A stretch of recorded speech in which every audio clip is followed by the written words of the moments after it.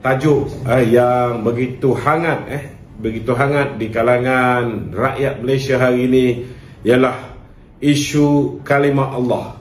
Hari ini tuan-tuan berterabur semua orang mengeluarkan kenyataan-kenyataan seolah-olah macam UMNO ni dah jual agama lah, bahawa kerajaan Madani ni hari ini telah menghalalkan penggunaan kalimah Allah di kalangan bukan Islam. Macam-macam tuan-tuan yang bertebaran. Hari ini saya berpeluang pada malam ini untuk mendapatkan penjelasan terus daripada mulut Menteri Dalam Negeri Datuk Seri Saifuddin Nasution Ismail, tuan-tuan. Jadi saudara, hari ini malam ni saya nak perjelaskan apa yang sebenarnya berlaku. Untuk makluman tuan-tuan, pada tahun 1986 ketika itu ada satu arahan pentadbiran yang mengatakan bahawa bahan-bahan, sama ada bahan bacaan, bahan bercita ataupun CD dan sebagainya, yang ada mengandungi kalimah Allah, Baitullah, solat, lagi apa dia tu? Allah, Kaabah. Bahan-bahan ini adalah eksklusif untuk umat Islam. Tidak boleh dibawa masuk ke Malaysia. Tuan-tuan kena faham sebab apa kena benda ni keluar. Sebelum merdeka lagi tuan-tuan, kawan-kawan kita di sebelah Sabah, Sarawak ini, terutamanya di Sarawak, mereka ini ramai yang sudah menganuti agama Kristian, dan agama Kristian ketika itu disebarkan di Sarawak khususnya adalah dengan menggunakan bahasa ibunda. Itu sebab mereka ni bahan-bahan bacaan yang mereka ada, memang dalam bahasa Melayu, dan mereka menggunakan perkataan Allah untuk refer kepada Tuhan Kristian, menggunakan perkataan Baitullah, menggunakan perkataan solat, menggunakan perkataan Kaabah. Ini memang sudah ada dalam bahan-bahan bacaan. Itu sebabnya wujudnya satu ruling pada tahun 1986, arahan pentadbiran yang mengatakan bahan-bahan seperti ini tidak boleh dibawa masuk, ke Semenanjung. Tetapi pada tahun 1986 juga, disebabkan wujudnya perkeliling ini, arahan pentadbiran ini, kabinet ketika itu yang dipengerusikan oleh Tun Dr. Mahathir telah membuat satu keputusan baru di mana bahan-bahan ini boleh dibawa masuk dengan syarat mesti ada cop hanya untuk kegunaan umat Kristian saja. Jadi tuan-tuan, semangat perlembagaan itu apa ya? Kebebasan beragama itu, Islam adalah agama persekutuan, dan agama-agama lain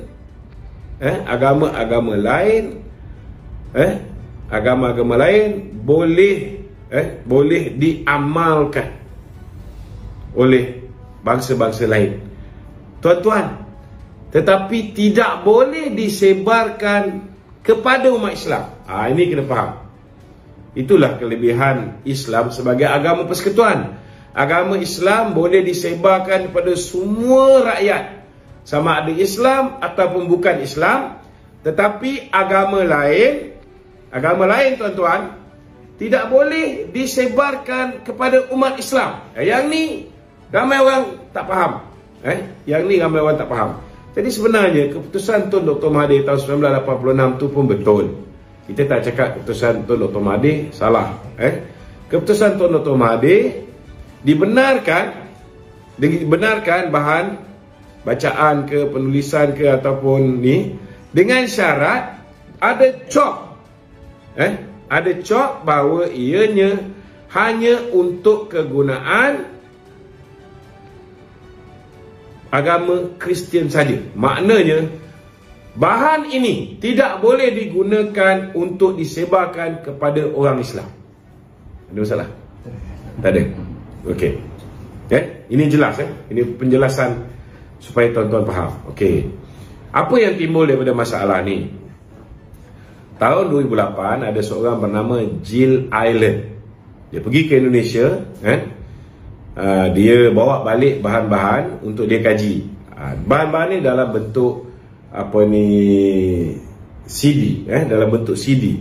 Benda ini ada bentuk CD, dan di dalam CD ini terdapat rakaman dan sebagainya, dokumen yang mana menggunakan kalimah Allah, menggunakan kalimah-kalimah yang dilarang tadi, yang barang yang mengikut perkeliling pentadbiran tidak dibenarkan. Jadi bila custom cek bahan Jill Island ini, seorang wanita daripada Sarawak tak silap saya, Jill Island ni, pihak custom merampas CD-CD yang dimiliki oleh Jill Island, dan keputusan custom ini bersandarkan kepada keputusan arahan pentadbiran. Jelas arahan pentadbiran kata tak boleh bawa masuk. Okey. Tetapi sebenarnya keputusan ini sudah di overrule oleh kerajaan Tun Dr. Mahathir melalui mesyuarat kabinet dia, mengatakan boleh bawa masuk. Boleh bawa masuk dengan syarat mesti cop untuk kegunaan agama Kristian saja. Itu sebabnya Jill Island bila barang-barang CD yang dirampas, dia bawa benda ni ke mahkamah. Mahkamah bukan mahkamah syariah, dia bawa ke mahkamah sivil, tuan-tuan. Dia bawa ke mahkamah sivil. Siapa nama hakim dia? Norby. Hakim Norby yang membicarakan. Jadi bila dia fight, tuan-tuan, dia fight di kes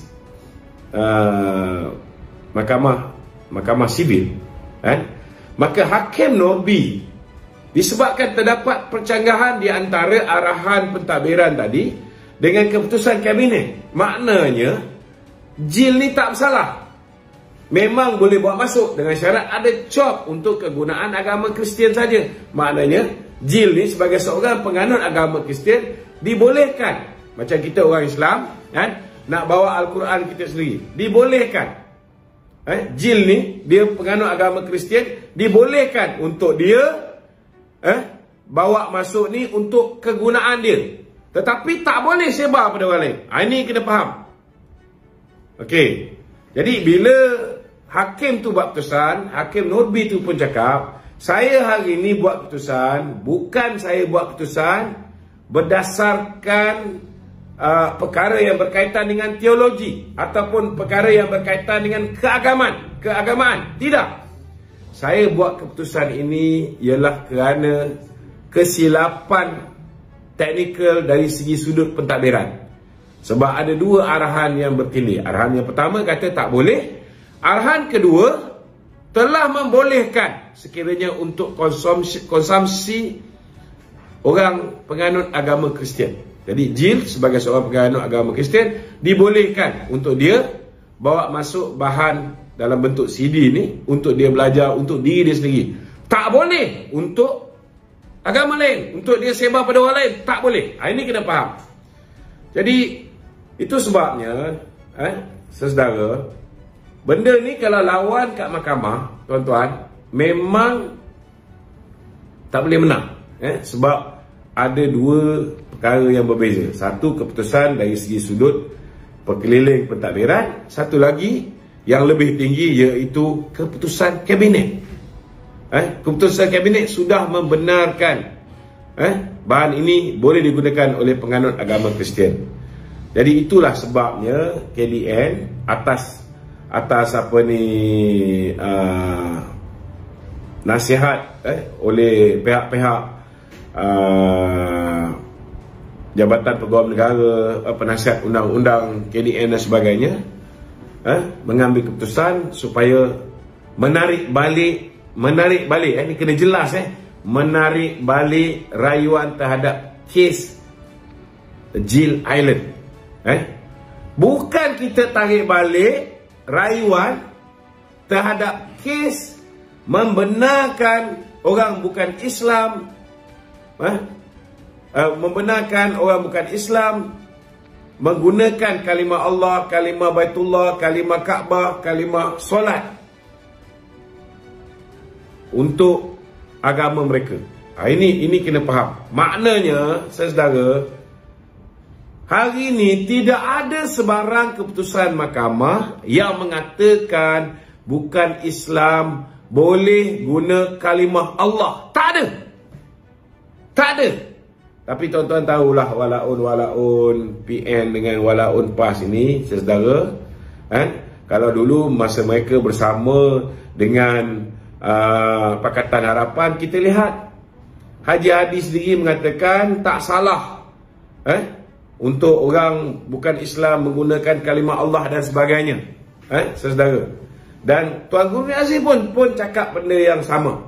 Dan saya nak beritahu saudara, yang dibenarkan untuk penganut agama Kristian menggunakan bahan-bahan bacaan, penganut agama Kristian di Sarawak saja, tuan-tuan. Penganut agama Kristian di Sarawak. Penganut agama Kristian di Kuala Lumpur, di Selangor, di Johor, mereka semua, tuan-tuan, kebanyakannya membaca perkara yang berkaitan dengan agama Kristian dalam tulisan bahasa Inggeris. Mungkin ada dalam tulisan Mandarin, mungkin ada dalam tulisan Tamil.